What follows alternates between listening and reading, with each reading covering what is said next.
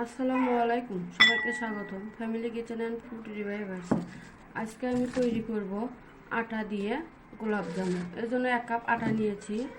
এখন এর ভিতর দেখুন আটাটা, এখন এর মধ্যে 1 কাপ গুঁড়ো দুধ দিয়ে দেব। বাজারের মতো মিষ্টির স্বাদ পাইতে হলে এখানে গুঁড়ো দুধটা অবশ্যই ব্যবহার করবেন। আর দিয়ে দেব চা চামচের 4/1 ভাগ সোডা। এখানে অবশ্যই সোডা ব্যবহার করবেন। আমি কিন্তু এখানে বেকিং পাউডার দিইনি, সোডা ইউজ করেছি। এখন এর ভিতর লবণ দিয়ে দেবো সামান্য, দিয়ে এটা ভালোভাবে নেড়ে নেব।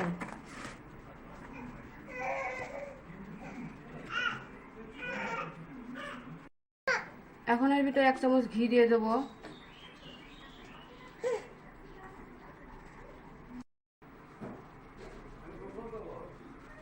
ভালোভাবে মেখে নেব ঘি দিয়ে।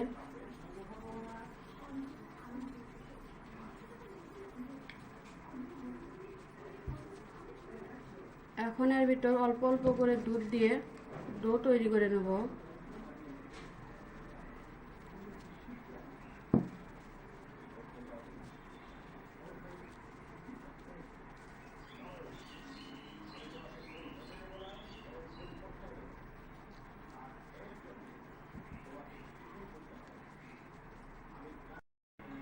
দেখুন ডোটা তৈরি হয়ে গেছে।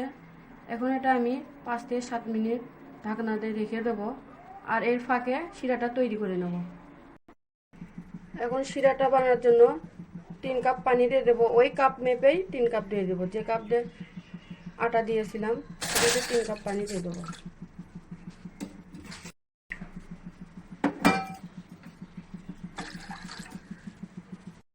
এখন এর ভিতর চিনি দিয়ে দেবো 2 কাপ।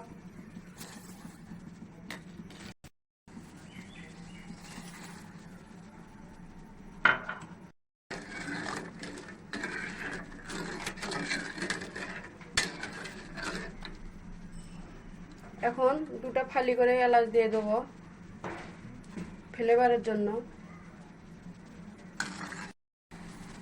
শিরাটা হয়ে গেছে, দেখুন হাতে দেখাচ্ছে আপনার শিরাটা পারফেক্ট হয়েছে কিনা। দেখুন চিটচিটে ভাব বুঝতে পারবেন শিরাটা হয়ে গেছে।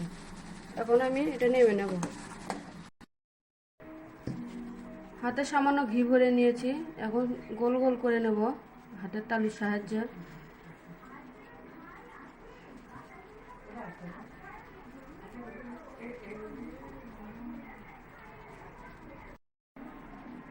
দেখুন এভাবে গোল করে নেব।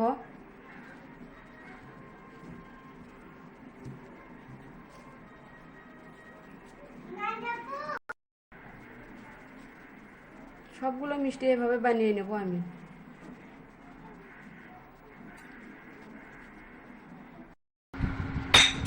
দেখুন মিষ্টিগুলো তৈরি হয়ে গেছে, এখন এগুলো ভেজে নেব।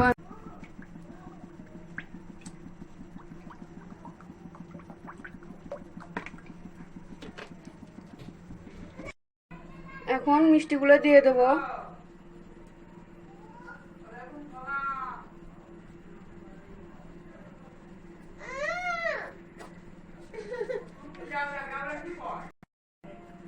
দেখুন ছোট ছোট বাবল গেম হচ্ছে। এরকম অবস্থায় আপনারা ভেজে নেবেন তাপে, বেশি তাপ দিবেন না, অল্প তাপে ভেজে নিতে হবে।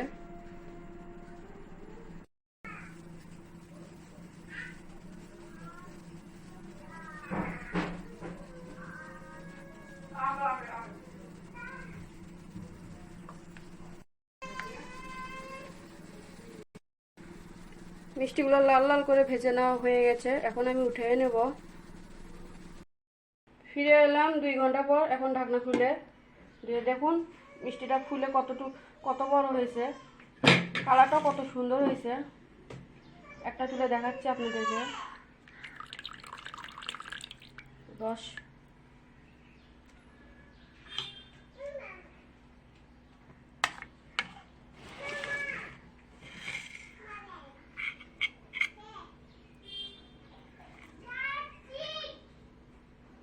দেখুন ভিতরটা কত সুন্দর হয়েছে। আমাদের এই মিষ্টি রেসিপিটা যদি আপনাদের কাছে ভালো লেগে থাকে তাহলে আমাদের চ্যানেলটা প্লিজ সাবস্ক্রাইব করবেন এবং পাশে থাকবেন। ধন্যবাদ।